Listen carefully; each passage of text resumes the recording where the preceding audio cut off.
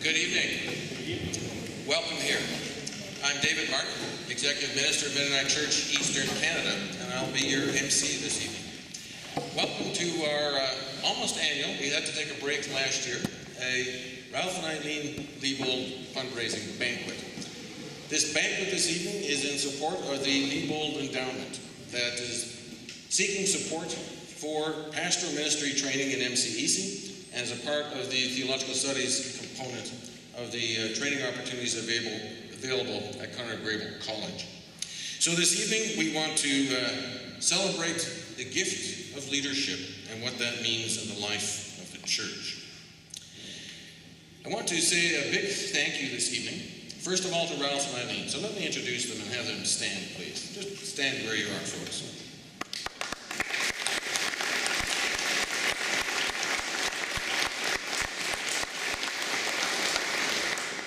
Thank you. If you don't know Ralph and Eileen, take a moment to introduce yourself at some point here during the evening. Ralph and Eileen have invested in this fund and are encouraging you to invest in this training fund for pastors because they believe that pastoral leadership and training is critical to the life of the church. And I want to say a big thank you to each of you who are here this evening because of your commitment and belief that pastoral leadership and training is critical for the life of the church. It is just humbling and amazing for us as MCEC and as Conrad Grebel University College, both sponsors of this event, to know that we have this kind of commitment, to have these numbers of people who are committed to the church and in particular are committed to supporting pastoral leadership in the church. So thank you to each of you for demonstrating that commitment by being here this evening. Before we begin our meal service, we want to give you just a little bit of an introduction to this whole leadership piece. I'd like to call upon Susan Schultz-Huxman, President of Conrad Grebel University College, to introduce and interview Ralph for us. So Susan and Ralph, please.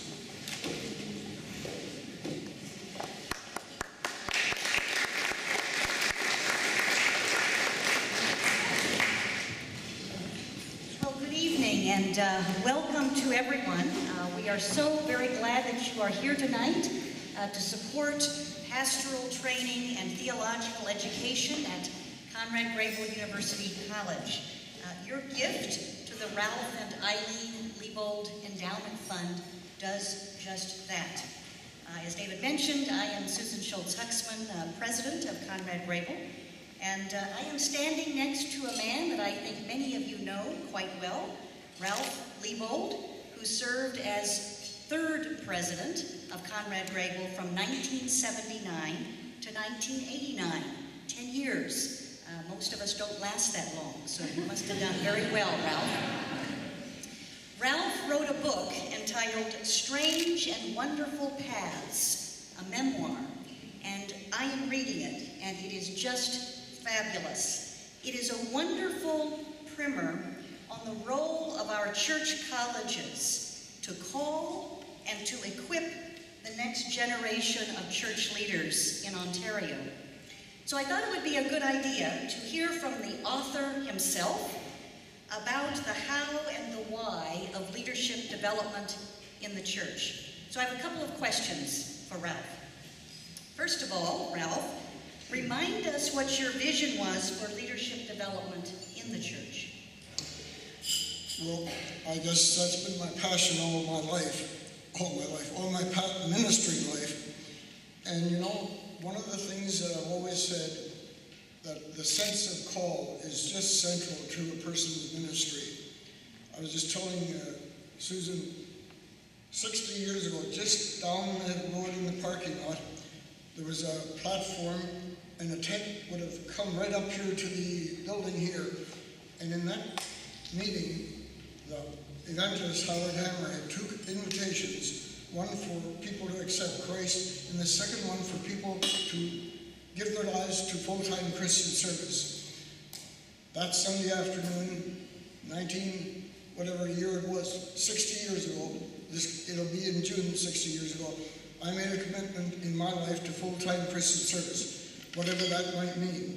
For Howard Hammer, the evangelist, I think he meant missionary service, but some of our bishops and leaders of the church at that time had the eye on recruiting some young people because they saw the transition going into pastoral ministry, and they needed some people who were trained. And Orland Ginrich, my pastor, was just new to this congregation, I think about a year.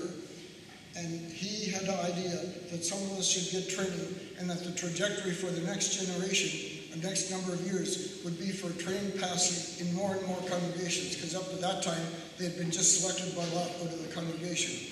Well, anyway, so the call for me has always been central, and that's one of my training philosophies, always to help a person explore what is the nature of your call to the church's ministry, and how does that fit into your education? What do you want to do?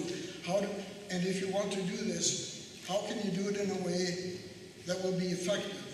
When I was doing my training, my supervisors always said, you are your ministry. How you come through as a person is more important than what you say.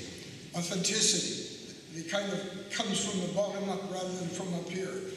And so that has been one of the issues that I've found central. And that leads me to say why I was so passionate about supervised pastoral education. Mary Ann will know about this because I talk to her periodically about it. And I'm glad to see that supervised experience in ministry program is still part of this training program, because I feel that's a place where persons can get a sense of who they are. It's interesting when you get in the context of a congregation, you get all the dynamics. That's where you're going to minister anyway, so you might as well train there, at least part of your training. I value classroom training, but that's often very cerebral. This moves out of the gut, from the gut out, and it really gets to the question of identity formation. It gets to the issue of personal growth. For me, it was a way of struggling with some unresolved stuff from my past, and I always look for that in the training of leaders. And there's people sitting out here that I supervise. It's just amazing. I feel like a grandfather to some of these people here, even though most of them are close to my age. Actually, David Martin, he was one of the persons that I was involved with in training. So, but I see he has white hair like I am. And so that shows he's on the same trajectory that I am. Anyway. This is your home church as well, right? This is where we Currently is. So for me, pastoral education is always important. In fact, because that's where I see formation happen at its most grassroots level. In the context of a congregation, because I say that's where people will serve, why not train them in that setting, not just in the classroom? I assume they'll get other foundational training, but that's central to my vision. And as a follow-up question to that, as it relates to the banquet objective tonight, why do you think this endowment fund is important? Well, finances are always important. Having been an administrator for 10 years at the college, I know that. You know that too. Yeah. And John Taves, when he called me and said, you've done leadership work, you're well known around here, can we use your name in the program? I said, yes, if it continues in the direction of training leaders for ministry, I would do that. So it's doing that, it's providing teachers, it's providing administrative coverage for people who have to lead the program. And I'm glad to see the numbers of graduates that have gone through the program that are actually in church work, not only in congregations, but in other institutions. So that does my heart well.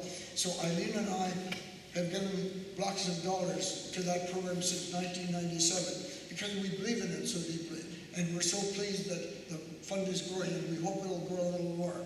And I know there's a person sitting in this group tonight that made a major donation with seed money to the tune of $250,000. And that's also built on all of the rest of us have done over the years. So I really give thanks for what has happened. For me, it's a work of God that has really turned out well. And one last question as we look to the future. What are some of the opportunities and challenges you see for leadership development in the church? Well, I guess one of the things I notice is that right now we have these churches that are coming in from, or groups that are coming in from other nationalities, or ethnic groups, other language groups. And I don't know, we're told that in a Sunday morning we preach in about 13 different languages. And I just checked some of the things. Apparently from London to Quebec City and in between, There are about a dozen of those churches and leaders, and I hear they're asking for help to train them in ministry. And I think this is a wonderful opportunity for the college, but also the conference and mission board to do training in this area. And I talked to Henry about it at a retreat the other day, and I said, what would happen if you'd have a certificate program for these people, put a package of things together? They should be part of the planning. What are their perceived needs, rather than just imposing a program on them? And I'd like to see a program in that direction. I would say MCEC has had a history in its predecessor conferences of taking risk, of actually taking the theme this evening, the art of improv, and improvising when they have to.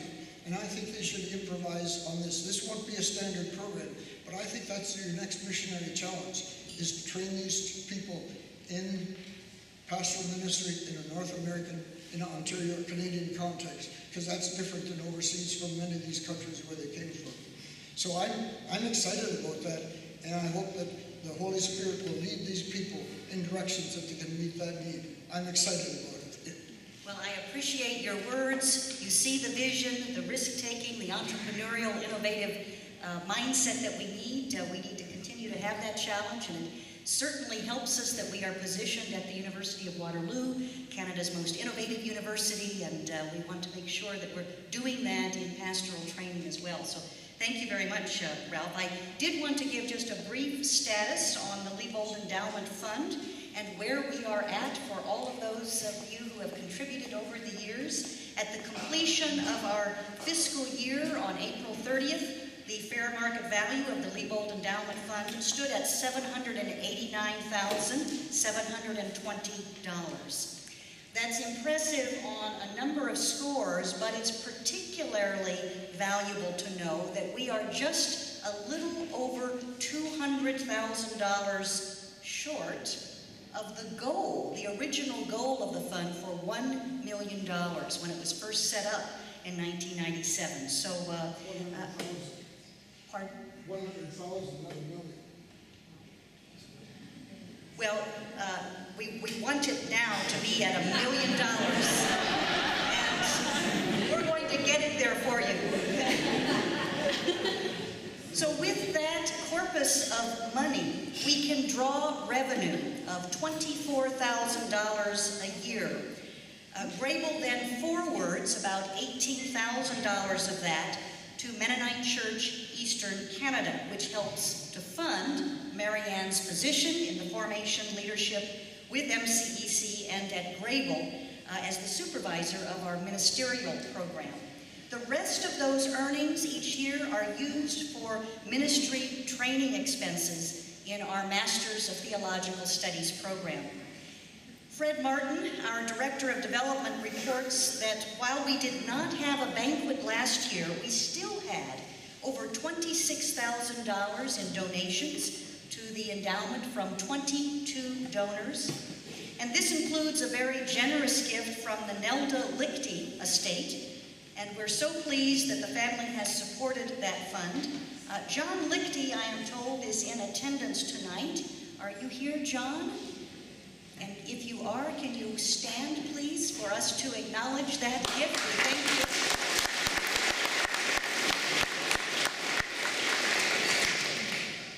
And like John and his family, we ask that you too consider the Lebold Endowment in your estate plans.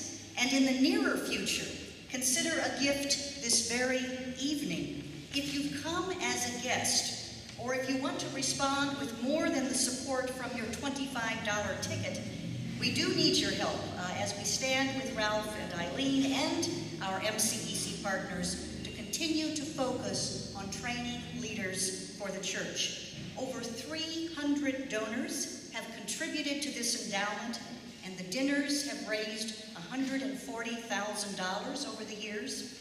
So again, we would be just delighted if you could help to add to that total tonight. We do have donation slips and reply envelopes that are on your table. There is a basket that can be used for those gifts as well. Or you could slip Fred a check. That would make his day and my day and Ralph's day and David's day.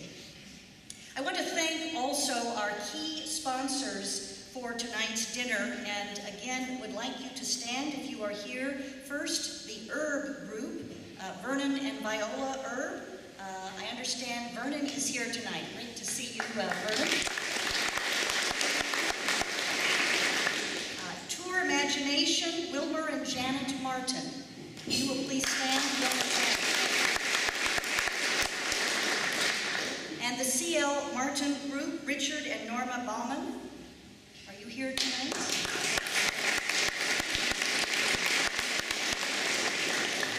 These are at the leadership support level, and again, we appreciate that so very much.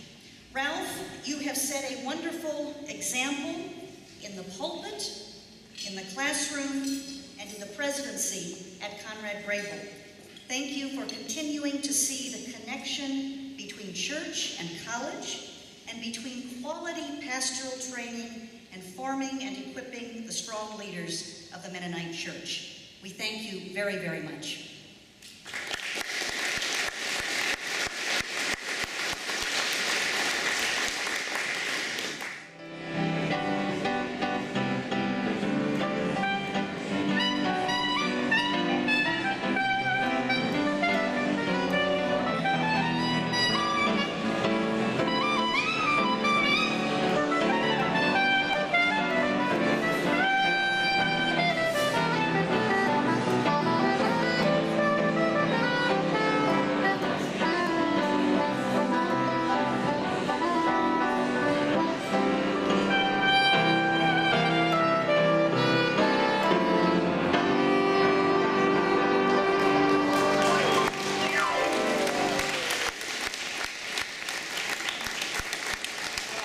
Charlene and Bill. We may just want to listen to that for the rest of the evening.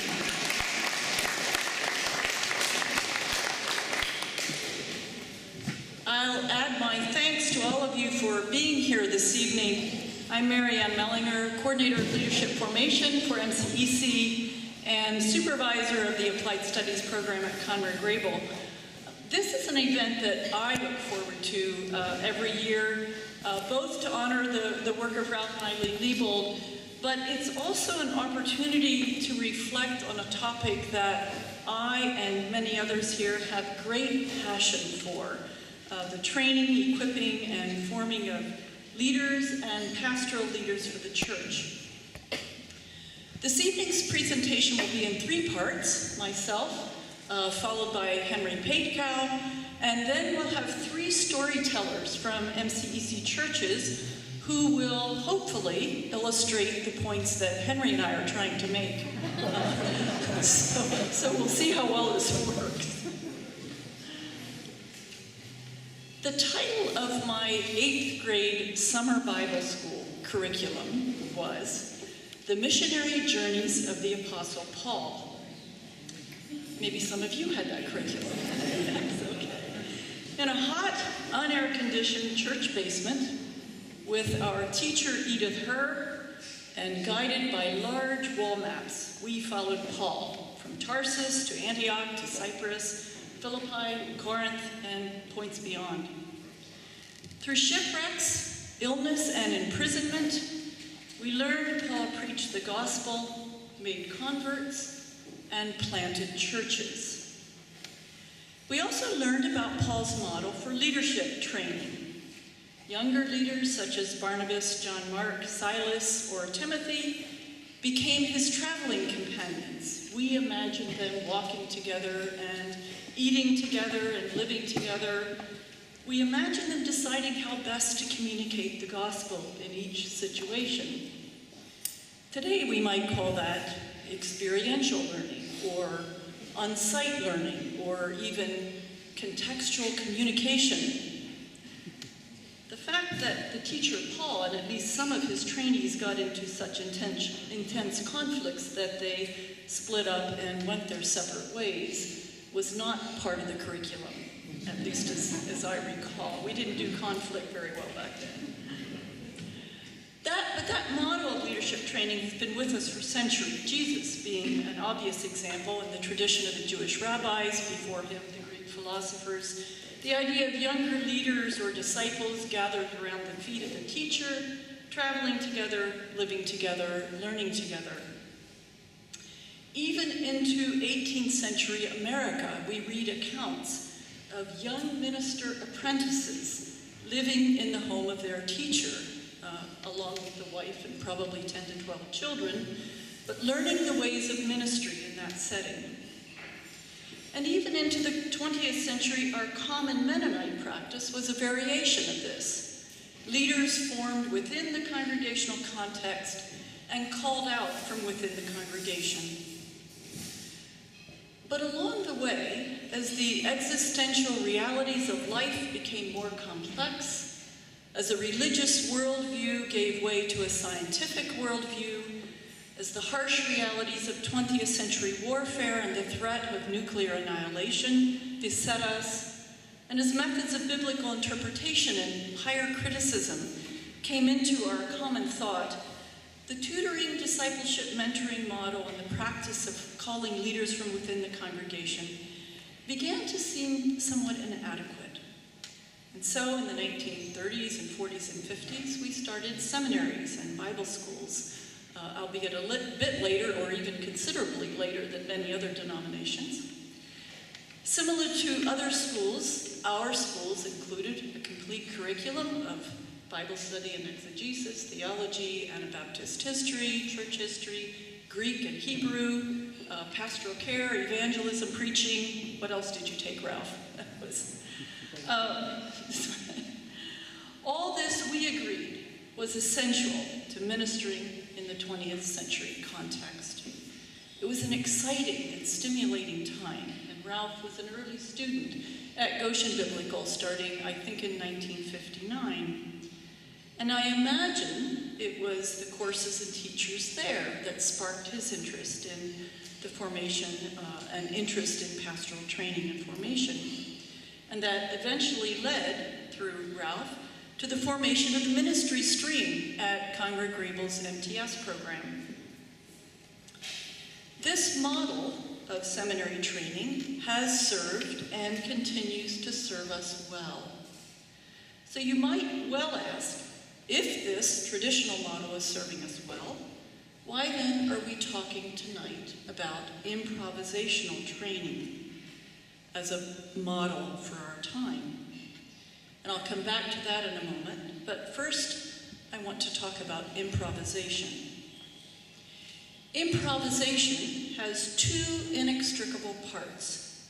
First, there's the part that immediately comes to mind when we think of the word. Words like spontaneous, imaginative, extemporaneous, made up in the moment, and all this is true.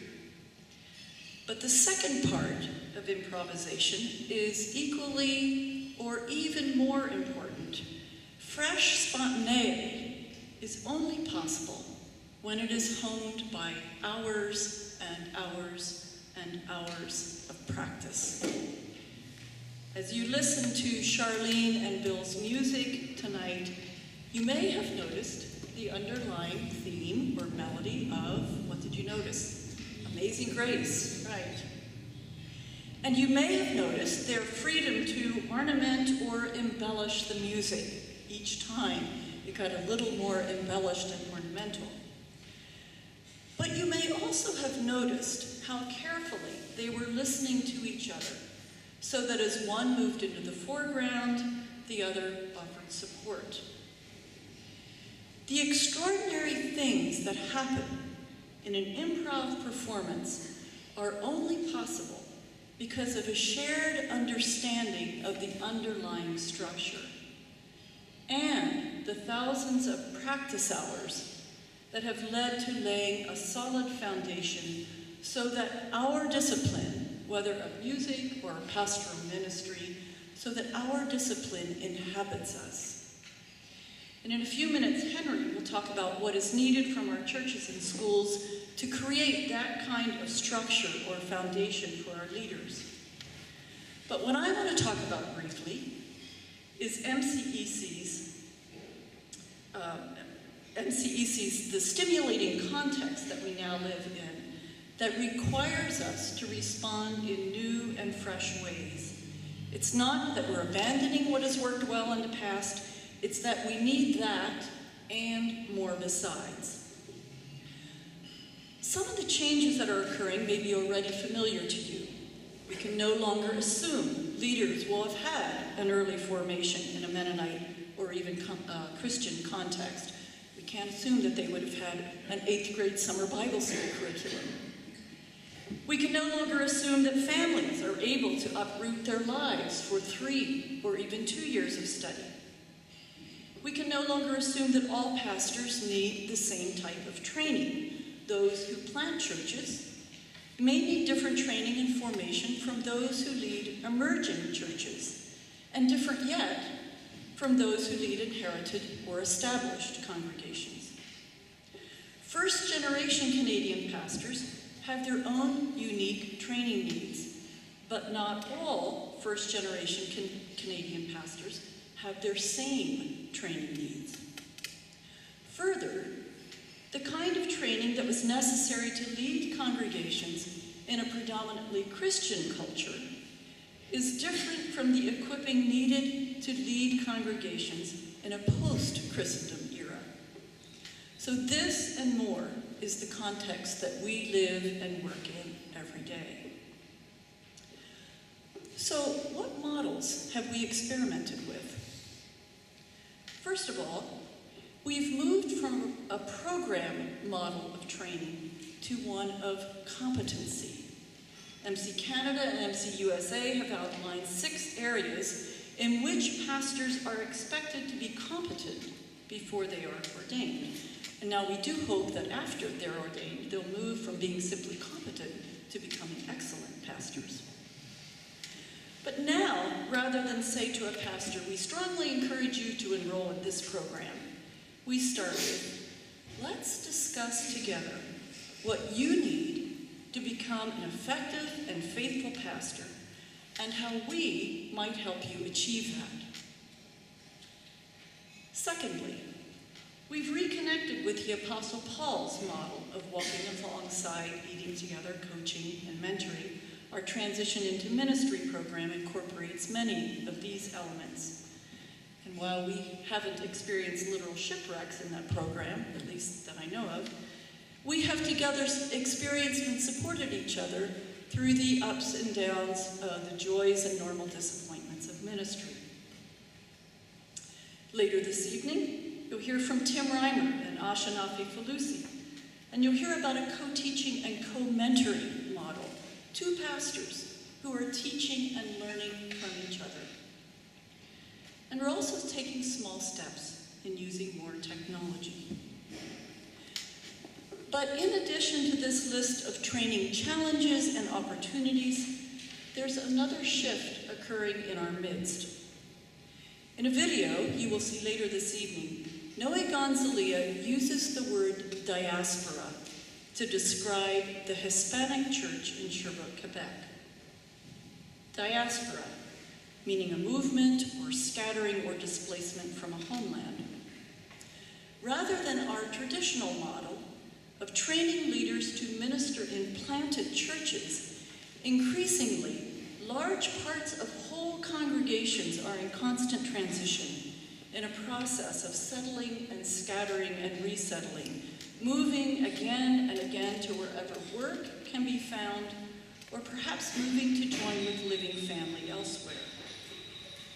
In this scenario in Sherbrooke, new believers are trained as leaders who will then shortly leave for another community, we hope becoming ministers of the gospel in that new setting. We might call this training for a movable church. Traditionally, a diaspora has referred to a large group of people displaced from their homeland for political or economic reasons. But Noe here uses the word in a more contemporary sense, as a particular group of people in constant transition. In this sense of the word, have we not experienced for the past generation a diaspora of young adults from our congregations?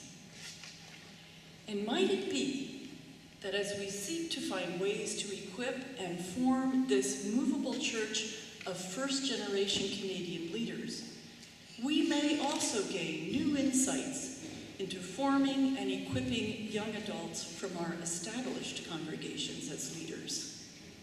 How exciting might that be? We live in a time filled with rich opportunities that requires our deep commitment and our best imagination. And I want to thank you for your contribution and support of this fund that enables Conrad Grebel and MCEC not only to explore and to dream, but also to test and to try out new ways of forming leaders for the 21st century church. Thank you.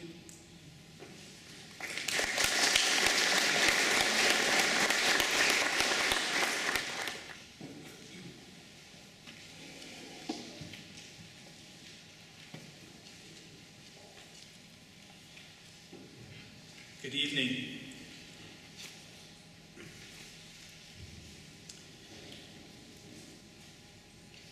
I want to begin by telling you a little bit about my friend Pastor Jehu.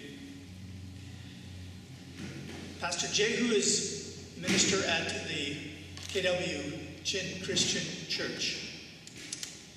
And Pastor Jehu has a vision for all Chin in the world to become Mennonite. Truly. Pastor Jehu works full-time for his congregation, although he hardly receives a salary from them. He works at night in a cleaning business. Many weekends he travels to Buffalo and other places in North America to minister to and gather the Chin Christians in those communities and to teach them what it means to be Anabaptists. A few weeks ago, we interviewed Pastor Jehu in anticipation of accepting his ordination credentials. So he's already ordained by the Baptist Church in India, where he was a student, where he studied theology and Bible. And as I listened to his story and his passion for growing the church and raising up leaders in his congregation, because we asked him, "You're on the road so many Sundays. How does your congregation manage?" Oh, he said, "We have leaders there. We have young leaders." And he said, my sons, one wants to be a missionary. He wants to go to Bible school and be a missionary. The other wants to go to Bible school and be a minister. Now, they don't have the money for that. And we don't, at this point, really have the educational resources to serve them. And it took me back 60 years ago or more, 70 years ago, and in some cases 80, 90 years ago, when some of my forebears, or the Mennonites who came out of the Soviet Union, settled in Ontario, established Bible schools because they wanted to train their children and prepare them for church ministry. It happened in Manitoba, it happened in Western Canada. Bible schools emerged. And out of those Bible schools, seasonal Bible schools, developed our Bible institutes and then our Bible colleges, now our universities. And so we have a really fine system in place now that serves many of us well, as Marianne illustrated. And there are many others whom it doesn't yet serve.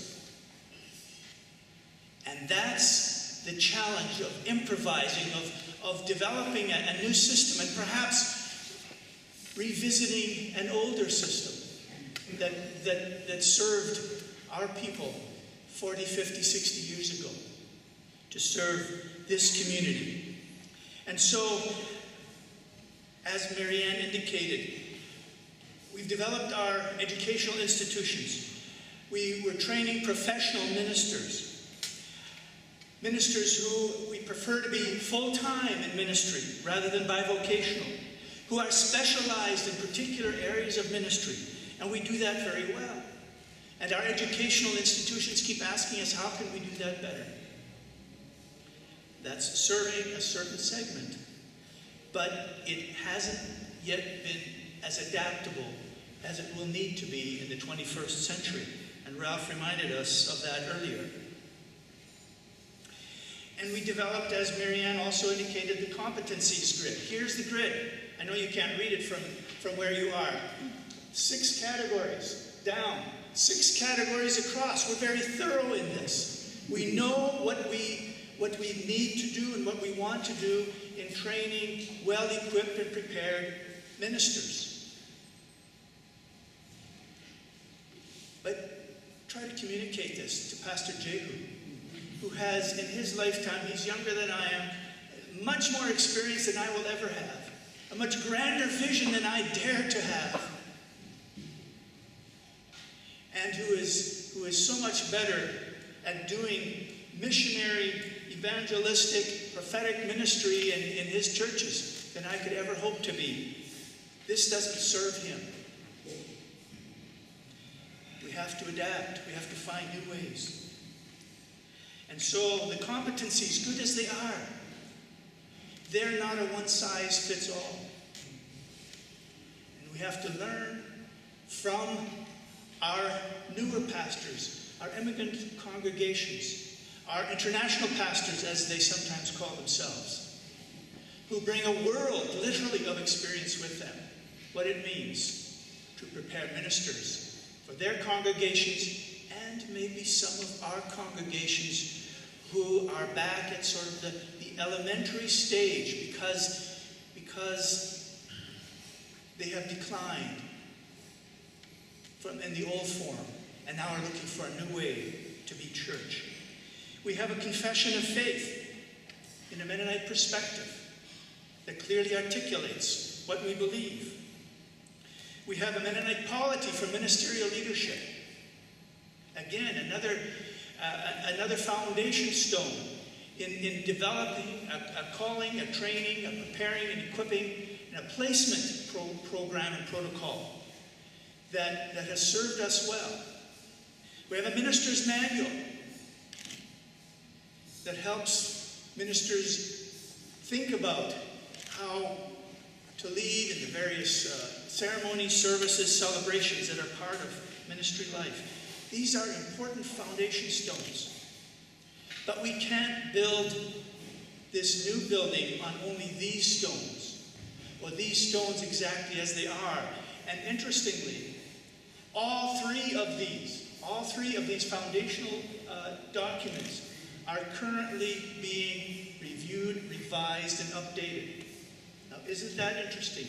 That as we move into the 21st century, we spend a long time developing these, a long time coming to a point of some agreement and understanding of what these mean for us. And we're realizing, hey, we answered 20th century questions in these documents.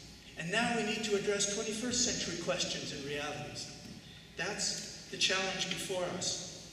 It's an opportunity. It's a wonderful challenge, because we have not only our own resources now to draw on, our own history, our own experience, our own understanding, our institutions, and the expertise in them and in our congregations, but we have the experience and expertise, the broad, large, passionate vision of our new pastors and immigrant churches. And we have the vision and passion of the young adults to whom Marianne referred. 65 or more of them attended a dinner hosted by MCEC a couple of months ago. We called it a red letter dinner. Tony Campolo and some other evangelicals are reminding us about the foundational importance and centrality of the teachings of Jesus. You know, if you have a red letter Bible, the words of Jesus are in red letters. And reminding us that it's vital that we be red letter Christians. And these young adults, more than 60 of them, came on a Saturday evening. Sure, the dinner was free, but they gave up their evening to listen to Shane Claiborne, to Tony Campolo, and to think about what it means to be a red letter Christian. And more than half of them signed up for an ongoing conversation. about how they can now live that out in their lives. And so we're challenged now to find places for them to begin to minister and serve and work. Not after they've completed their degree. Many of them have university degrees or are completing them. Not after they have their pastoral ministry training, but now. And to grow into the kind of leadership that we hope and know that they will provide in the years to come. It's a different world. It's a different world. The diversity that we face, the demographic shifts. And the old answers to these questions won't do. I was taken somewhat aback a few weeks ago at a seminar when someone made the analogy, the recession of 2008 and the collapse of the banks, and the point often made in the media that it's the people who created that crisis are now telling us what went wrong and how to fix it. So it's the same old folks answering the same old questions. And the suggestion this person was making, if our church is broke, if the churches aren't working, we're the ones who brought it there. Are we the ones now who have the best answers about what went wrong and how to fix it? We need some new voices. We need some new vision. We need some new understandings and wisdom. My friend Brian Bauman calls it the global church, global and local. Being informed not only by our vision of the world out there, but by the vision of that larger world and what they bring to us, what we can learn from them. We have much to learn. Is that kind of transformation, change possible? That kind of improvisation that sings a new song, Amazing Grace, in a way that makes us want to move and makes us want to get to heaven? Amazing. I think we can. And so the opportunities and the challenge before us now is to raise up leaders for the 21st century in ways that address the challenges, opportunities, questions of this century and amidst all its diversity and challenge. Good evening, ladies and gentlemen. It's a blessing to be with you this evening. I have just a few minutes to share something with you about my own experience with pastoral training at Conrad Grebel. I graduated from the MTS program in 2011 and am now just coming to the end of my second year of serving the church as a pastor. So I bring the perspective of one who is still very green and of one who can still remember vividly my first day in the MTS program at Grebel. On that first morning, I stepped into my first class, Introduction to the Old Testament, with Derek Suderman. And I took my place around the table with my new classmates.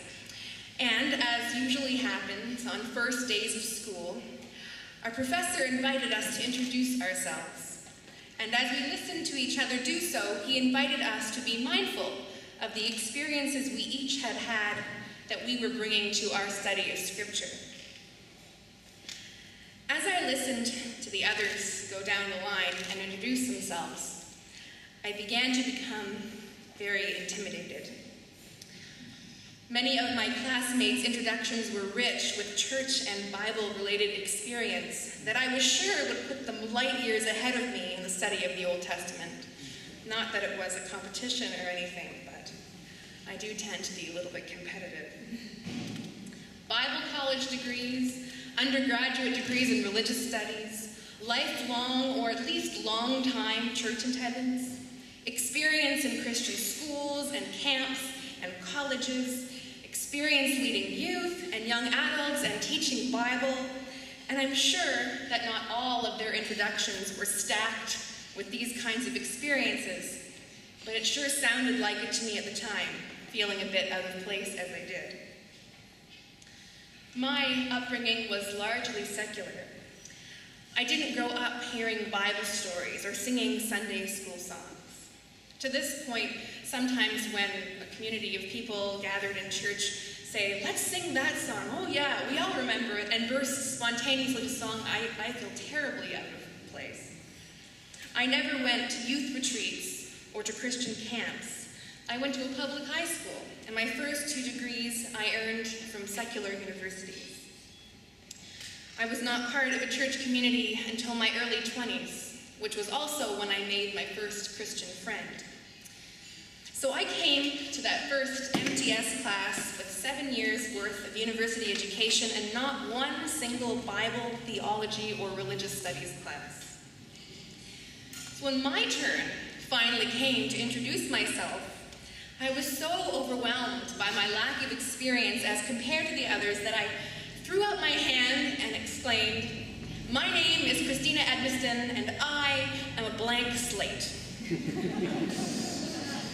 Of course, wise professor that Derek was, the first thing he did in response was to blatantly disagree with me. And he was right to do so. We do bring all of our life experiences to our reading of Scripture, whether those experiences are explicitly Christian or not. But in a way, I still maintain that I was right. Don't tell Derek that though, okay, Jeremy? I was a blank slate in a way that my classmates with some Christian experience were not. And it wasn't really even about how many Bible, college, or university classes they had taken, or about how well-worn the pages of some of their Bibles looked, compared to my embarrassingly pristine new one that I had just taken out of the package that morning. It was more about the fact that I had not grown up in an environment within which, gradually and gently, and probably mostly unconsciously, I would have had the opportunity to soak in the Christian story. So while many of my classmates looked to the MTS program to stretch their previous learnings to a new level of depth and complexity, I really needed the MTS program to set me a solid foundation. And I can say that it absolutely did. And that's not just because there are multiple people here from Grebel and many faculty members. I did graduate feeling as though I was standing on some kind of solid ground. Now, 2 years of study can't possibly set up a person with a comprehensive knowledge base. Really, when it comes to the study of God, no amount of time is enough. But my theological and biblical studies classes did give me a set of good bearings that I do and will use as I continue to venture out in many different directions. My pastoral ministry classes were both theologically complex and very, very practical, as was the opportunity to pursue a supervised experience in ministry, to test and to challenge the call to pastoring within a supportive environment. But it wasn't just the accumulated knowledge and skills that provided me with the foundation that I needed. This was finally my opportunity to soak in a Christian environment, to gradually and gently, and at least sometimes unconsciously, have the Christian story rub off on me. For me to find myself in the middle of a Christian educational community later in the game, that was a very tender experience. There is a very unique Grebel spirit, and I like to think that in the course of that community experience, some of that unique Grebel spirit rubbed off on me.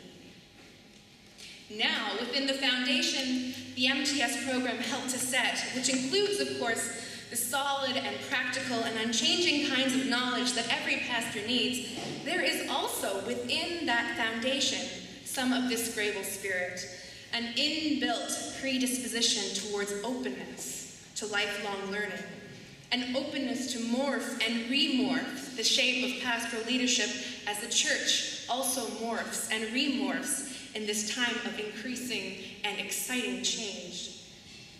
A spirit of pioneering and playfulness, a spirit of improvisation built right into that solid foundation. I continue to be so grateful that the Mennonite Church recognizes the Spirit's calling upon those who come from many and varied backgrounds. It is a good thing. And as our pioneers and prophets continue to push the edges on the shape of the church, taking risks so that we might invite more and more people into this enormous extended family of Christ, I dare say it is a needed thing. As we continue to open our hearts and doors to pastoral leaders who bring with them a wide range of backgrounds, I am comforted to know that there are educational opportunities available and teachers among us who will help those new leaders get their bearings and set strong foundations as they helped me set mine. Foundations that are both built upon solid rock and infused with openness to the movement of the Spirit. Thank you.